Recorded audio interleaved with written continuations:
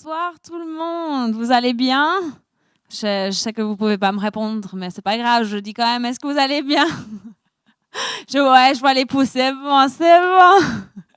Ça fait trop plaisir d'être là avec vous ce soir, de vous voir sur Zoom comme d'habitude, c'est toujours trop cool.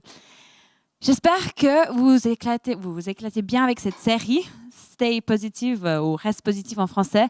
C'est tellement, tellement cool. Je ne sais pas pour vous, mais moi, je trouve que ça me parle, ça me challenge dans cette période où, franchement, c'est un peu plus dur des fois à rester positif.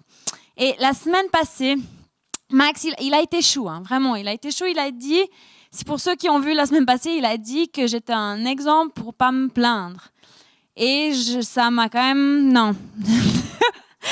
Ça m'a fait un petit truc parce que c'est pas la vérité. Mais il est trop chou, c'est mon mari, il essaie de m'encourager.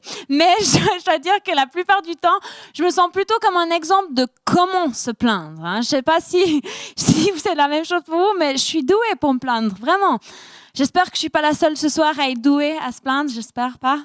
Mais j'avais 3 conseils pour vous, vu que je suis douée, de comment bien se plaindre. Vous êtes prêts? Alors... accentue tes phrases avec des toujours, jamais, tout le temps. Ça marche vraiment bien. Pour bien se plaindre, il faut mettre ça. Trouve une bonne équipe de râleurs, avec un bon accent vaudois. Une bonne équipe de râleurs. Parce que franchement, plus on est, plus on s'encourage à râler. C'est vraiment trop bien. Et ne sois surtout pas positif, parce que ça pourrait te sortir du cercle de négativité. Du coup, c'est vraiment pas le truc qu'il faut... J'espère que... Je me suis dit, c'est bête parce que si c'est la seule chose que les gens retiennent de ce message, on est mal barré. Mais du coup, effacez tout ça, c'est pas vrai, il faut pas se plaindre. Ça va être mon message de ce soir, c'est la remède pour arrêter de se plaindre. Ça vous plaît? Moi, ça me parle. Moi, ça fait un moment que ça me parle. Le problème qu'on a dans cette société, c'est qu'on se plaint pour tout et rien. On se plaint par rapport à la météo. Quand il fait chaud, il fait trop chaud. Quand il pleut, c'est pas cool. Quand il neige, c'est bien les premiers jours, mais après, c'est trop long. On se plaint par rapport à notre patron, le prof de notre enfant, nos dépenses, la louange trop forte à l'église, le pasteur, la pastresse, je sais pas comment dire ça, c'était pas franchement son meilleur message. Hein. Et j'espère que ce sera pas le cas ce soir, on verra. Vous me redirez. Mais on se plaint de tout. On se plaint que les gens, je ne sais pas si vous avez déjà fait ça, mais les gens, pourquoi ils mettent les masques dans les voitures? Ça ne sert à rien. Ou tu as les gens qui se plaignent du fait que les gens, ils ne mettent pas assez le masque. Sinon, au début d'année, on se plaignait parce qu'on devait aller au travail et maintenant, on se plaint parce qu'on n'a peut-être pas de travail ou on doit rester à la maison, travailler, puis il y a les enfants. On plaint pour tout, pour tout.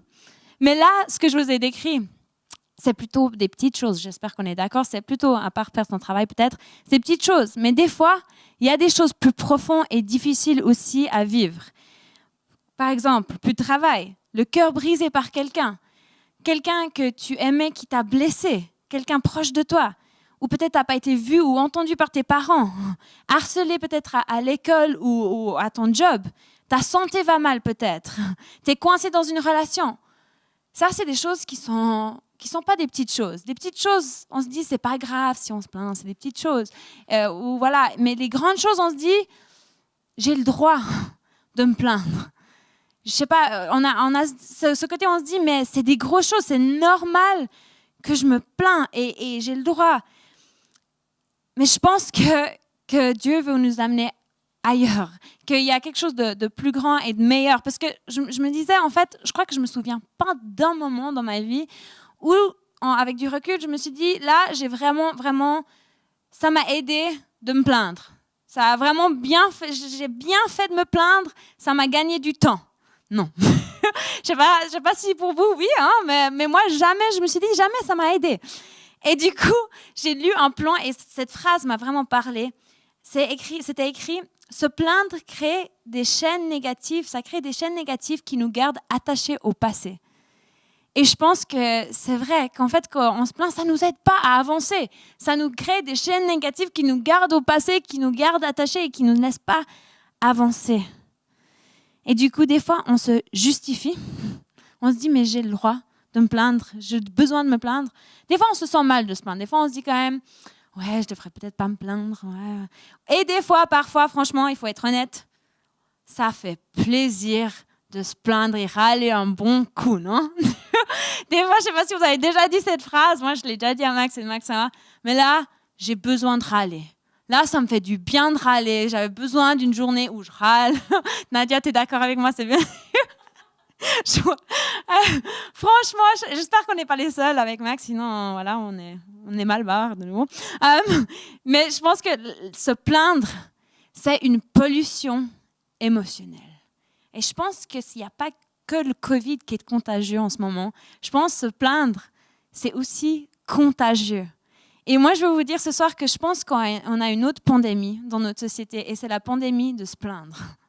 Je ne sais pas si vous êtes d'accord avec moi, mais je pense qu'on a une pandémie, celle de se plaindre. Et je pense qu'en tant que chrétien, on est appelé à aplatir, je ne sais pas si ça se dit en français, mais aplatir la courbe de cette pandémie.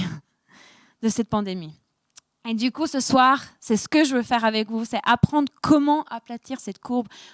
C'est quoi la remède? C'est quoi la remède à se plaindre? Et du coup, j'ai la solution pour vous ce soir, c'est un médicament miraculeux. C'est la reconnaissance. La reconnaissance. Et on peut lire dans 1 Thessaloniciens, « Soyez toujours joyeux, priez sans cesse, exprimez votre reconnaissance en toutes circonstances, car c'est la volonté de Dieu pour vous en Jésus-Christ. » La reconnaissance, c'est bon pour notre santé. C'est Dieu qui nous appelle à être reconnaissants.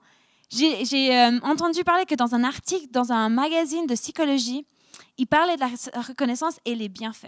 Et il y avait 5 choses positives que ça aidait que la reconnaissance aidait à faire. Ça élimine les émotions toxiques. Ça réduit la douleur. Ça améliore la qualité du sommeil. Ça aide à améliorer le niveau de stress. Ça réduit l'anxiété et la dépression. Combien d'entre nous on voudrait avoir un médicament qui fait toutes ces choses? Et combien d'entre nous, des fois, on doit prendre des médicaments pour aider avec ces choses-là, le stress, la dépression, l'anxiété? Et là, on a un médicament miraculeux, sans effet secondaire, gratuit. Non, mais c'est incroyable.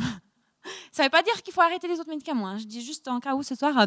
C'est juste que là, Dieu il nous offre une remède qui est juste vraiment fort, puissant et miraculeux. Moi, j'y crois vraiment. Et Max, il a eu une image que je trouvais forte par rapport à la reconnaissance.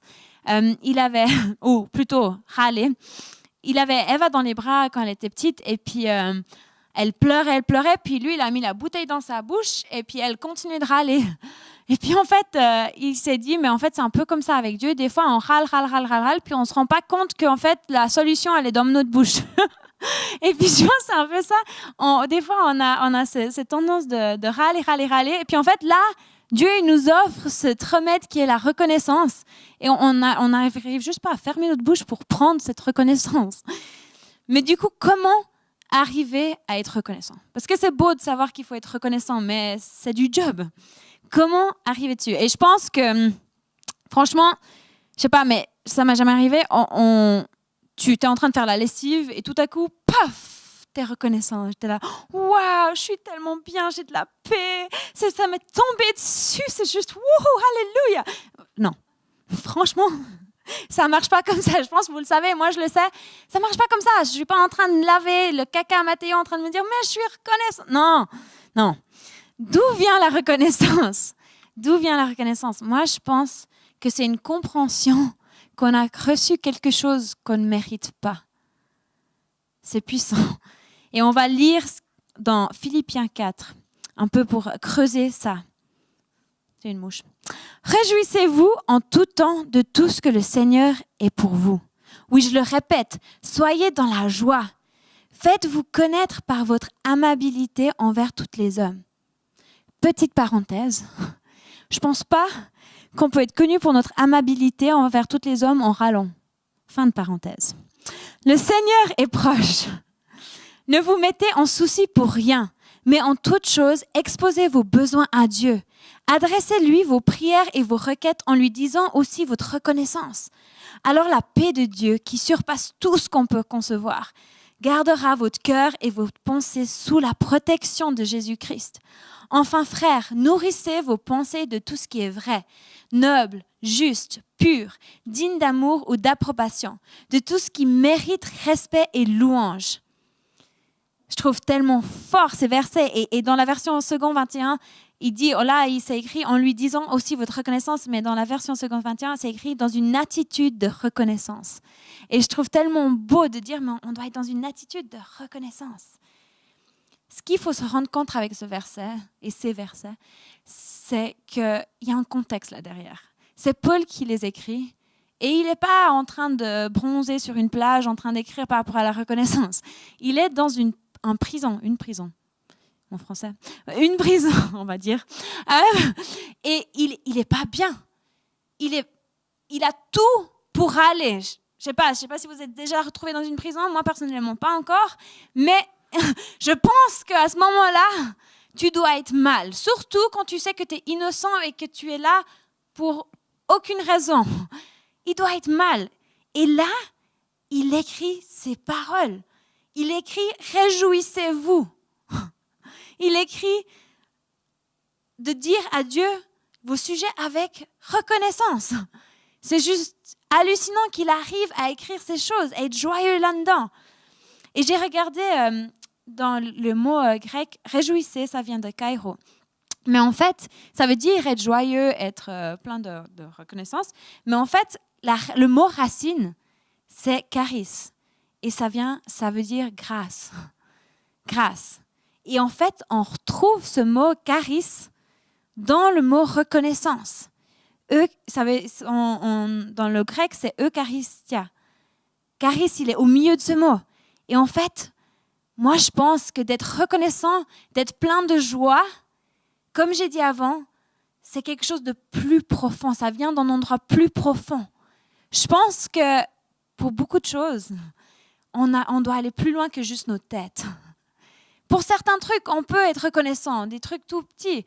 Mais quand il y a des situations difficiles, comme on en a parlé au début, on a besoin de réaliser qu'on a reçu quelque chose qu'on ne mérite pas, qu'il y a cette grâce, cette charis qu'on lit dans ces mots, que c'est quelque chose de plus profond que juste nos têtes.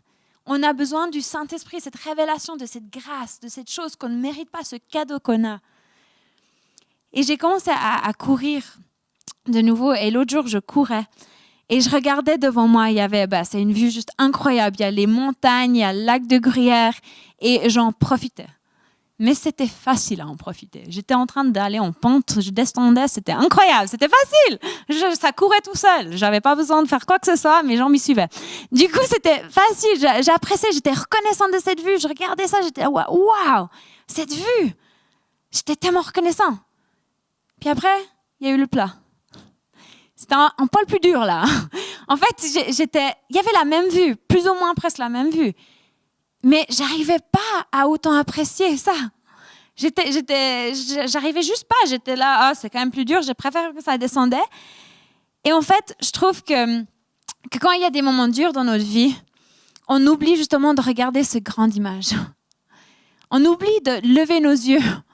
On est focalisé sur le fait que c'est dur, mais on oublie de lever nos yeux puis de regarder la vue autour de nous et puis de dire, il y a toujours grande image. C'est toujours merveilleux. Mais Dieu, il m'a poussé plus loin dans ma révélation, cette révélation qu'il m'a donnée en fait. Parce que peut-être vous êtes là en ce moment puis vous êtes en train de dire, mais Emmanuel, moi, il n'y a même pas de vue. Je lève mes yeux, il n'y a pas de vue, il n'y a rien. Et Dieu il m'a montré, je me suis dit, mais en fait, c'est vrai. Des fois, quand je cours, j'ai juste des maisons. Alors oui, des fois, c'est des jolies maisons, mais c'est rien de spectaculaire. Des fois, il y a des choses dans la vie où il n'y a juste pas une jolie vue. C'est pas spectaculaire. Mais en fait, Dieu, à ce moment-là, il m'a dit, mais juste parce que tu vois pas les montagnes et le lac, le Molaison et le lac de Gruyère, ça veut pas dire qu'il n'est pas là, qu'ils sont pas là. Et du coup, ça m'a tellement frappée de me dire, mais en fait, juste parce qu'on ne voit pas la bonté et la beauté de Dieu, ça ne veut pas dire qu'il ne l'est pas. C'est une question de position.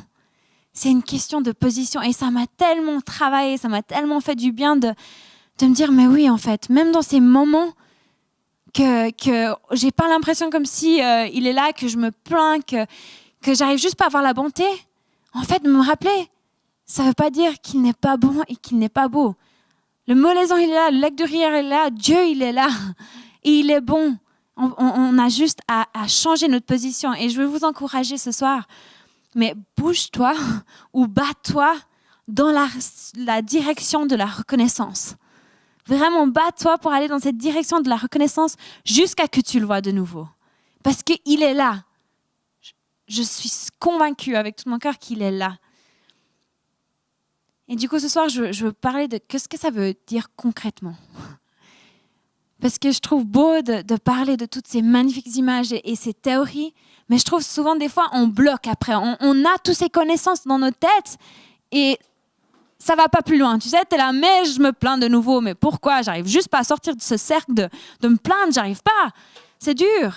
Et oui, c'est dur. Et je pense que c'est pour ça qu'il faut avoir des pas concrets pour s'aider à se battre là contre. Et il y a il y a 2 conseils que j'ai envie de vous donner, des trucs que j'essaie de mettre dans ma vie en place.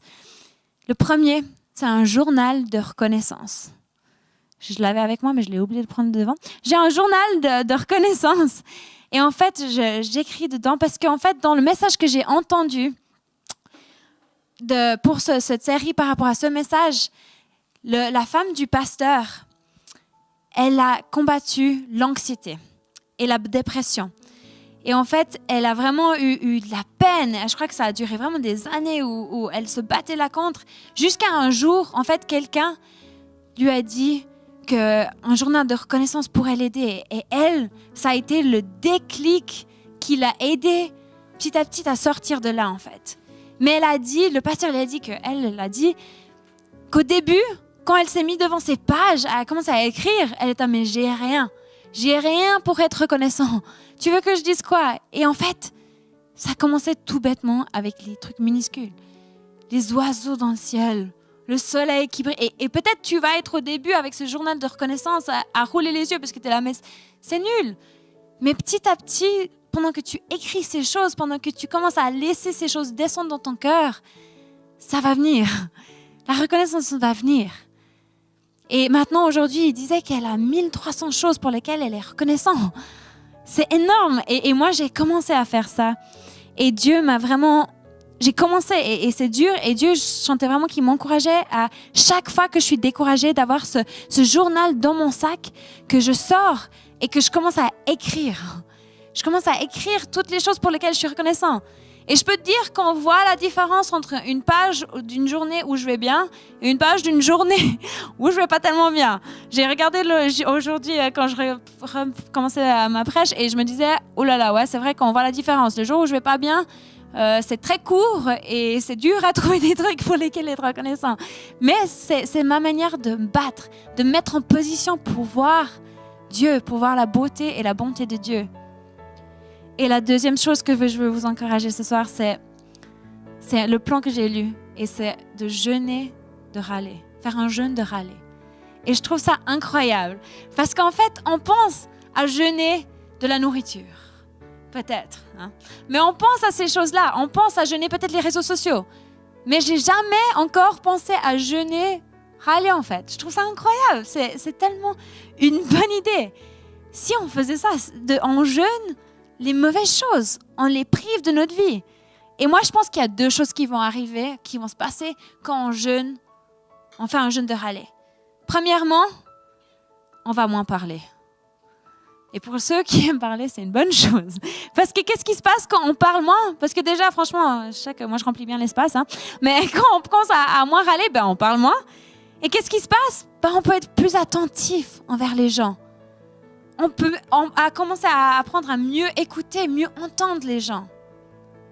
Et on a besoin de ça. Deuxièmement, je pense vraiment qu'on aura plus de place dans notre âme. Parce que toutes ces choses négatives, ça va faire de la place. Ça va sortir, on va priver notre âme de ça, on enlève ça. Du coup, il y a de la place pour que Dieu vienne. Pour que Dieu vienne, le Saint-Esprit vienne pour remplir cet espace. Et Dieu veut remplir cet espace de mots, d'encouragement, de réconfort, de bénédiction, de reconnaissance, de louange. C'est ça qui veut remplir notre âme. Il veut pas ces plaintes, c'est pas beau, c'est pas pour les gens autour de nous déjà c'est pas beau. Pour lui c'est encore plus deg. C'est moche, c'est pas beau. Et moi, je veux vraiment vous proposer en tant qu'Église, ensemble, cette semaine, de faire un jeûne de râler, de se plaindre. Vraiment faire un jeûne où on se concentre, où pendant toute cette semaine, à chaque fois qu'on commence à se plaindre, on dit non, je jeûne, ces paroles de plainte. Non, je veux pas. Et moi, je pense que si on commence à mettre ça en place, ça va venir gentiment et gentiment. Et j'ai une image pour vous ce soir. J'ai mon assistante qui va m'amener les trucs. J'ai une image pour vous ce soir qui résume un peu mon message. Et j'espère que ça vous parle. Et j'ai vu ça et ça m'a vraiment parlé. Ce verre représente votre vie. Ok, on va mettre un peu d'eau dedans. Voilà, ça représente votre vie. Et ces plaintes qu'on a, ça vient, peut-être c'est pour ton travail. Peut-être c'est pour ta santé. Peut-être c'est pour les enfants qui font n'importe quoi, que tu ne sais plus comment gérer. Tu te plains. Peut-être c'est pour ton mari qui n'écoute pas. Il n'arrive juste pas à faire comme toi tu as envie. Peut-être c'est pour le fait que t'en as marre de vivre, peut-être. Des fois, c'est autant dur que ça. La dépression. Peut-être t'en as marre de ta relation avec ta famille, tes parents. Peut-être c'est des choses qui t'ont passé quand tu étais jeune. Tu as toutes ces choses qui remplissent ce verre, ta vie, et qui vient te salir, et qui vient salir ta pureté que Dieu voulait au début. Et du coup, tu as le Saint-Esprit qui peut venir. Ce pichet de Saint-Esprit, ce pichet pur. Tu sais, dans ce verset qu'on a lu dans Philippiens où il parle du fait de remplir ta vie de tout ce qui est noble, tout ce qui est pur, tout ce qui est bon, tout ce qui est... Ouais, toutes ces belles choses, tout ce qui est aimable, tout ce qui est plein d'amour. Ben, c'est ça, ce pichet. Et puis ce qu'on a besoin de faire, c'est justement remplir notre vie de ça, de cette eau pure. Et du coup, on remplit. Puis je ne sais pas si vous voyez, mais pour le moment, il n'y a pas vraiment de différence. Et peut-être lundi, tu vas dire, allez, je vais commencer un journal de reconnaissance. Je vais faire un jeûne de râler. Allez, j'y vais. Lundi, mardi, mercredi. L'eau n'a pas vraiment changé de couleur. Ça commence à me frustrer. Et du coup, je me dis, ça ne change rien de toute façon. Du coup, autant s'arrêter là. Mais en fait, si on continue, et si on continue, et si on continue, et si on continue, et on se bat, et on se bat, et on se bat, et on se bat, et on continue à arrêter de râler, à jeûner, à être reconnaissant, tout à coup, l'eau, elle devient tout à coup plus pure. Et je trouve cette image juste tellement belle. J'espère que ça vous parle ce soir. C'est clair qu'on ne va jamais réussir jusqu'à qu'on soit au paradis à être complètement pur. Mais petit à petit, pendant qu'on se bat, pendant qu'on commence à remplir nos vies avec ces belles choses, avec ces choses pures, ces choses nobles, ces choses remplies d'amour, ces choses qu'on ne peut pas faire par notre moyen. C'est ça où on a besoin d'accepter cette grâce. Qu'au milieu de ce mot reconnaissance, il y a ce mot grâce. On a besoin d'accepter qu'on a besoin de cette grâce. De savoir qu'on ne mérite pas, qu'on a quelque chose qu'on ne mérite pas. Et quand on accepte ça, on peut prendre ce pichet du Saint-Esprit. On peut le prendre. Cette chose remplie de pureté, cette chose remplie de choses qui peut nous changer, nous transformer. Et là, on peut commencer à verser dans notre vie.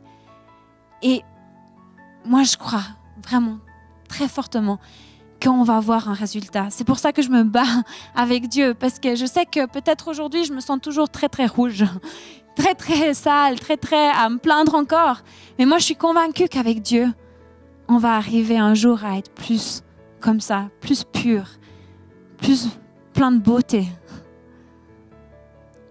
J'ai juste envie de prier ce soir pour que vous puissiez accepter ce Saint-Esprit, que vous puissiez juste reconnaître qu'il y a besoin de lui et que vraiment on puisse juste rentrer dans cette reconnaissance ensemble. Je vous invite à juste prier avec moi. Papa, moi je veux juste te remercier parce que tu nous as donné quelque chose qu'on ne mérite juste tellement pas. Tu nous as offert une grâce juste tellement, tellement belle, tellement pleine de bonté, Papa. Merci d'avoir mis ce mot de grâce au milieu de cette reconnaissance parce que ça nous rappelle que ça ne vient pas de nous. Cette reconnaissance, des fois, on n'arrive pas tout seul. On a besoin de toi, on a besoin de ta force. Et ce soir, je te prie vraiment que dans le cœur de chacun de nous, on puisse juste accepter cette réalité. Qu'on a besoin de toi, on a besoin de ta grâce. On a besoin de prendre ce pichet rempli de pureté, de ton Saint-Esprit. Et je veux juste te prier que ton Saint-Esprit puisse couler dans la vie des gens qui nous regardent sur Zoom, qui nous regardent sur YouTube, qui vont nous regarder. Que vraiment, ces mots, ces paroles puissent juste être une révélation pour eux, Papa. Et on veut te demander pardon, Papa, pour toutes les fois qu'on râle, pour toutes les fois qu'on aime se plaindre, pour toutes les fois qu'on n'est pas reconnaissant dans notre cœur pour ce qu'on a, pour ce qu'on ne mérite pas. Viens nous aider à concrètement mettre des trucs en place, à vraiment se battre petit à petit, à aller dans ta direction pour qu'un jour, on puisse se tenir devant toi. Pas pur parce que c'est toi qui nous rends purs, mais en s'ayant battu jusqu'au bout. Amen.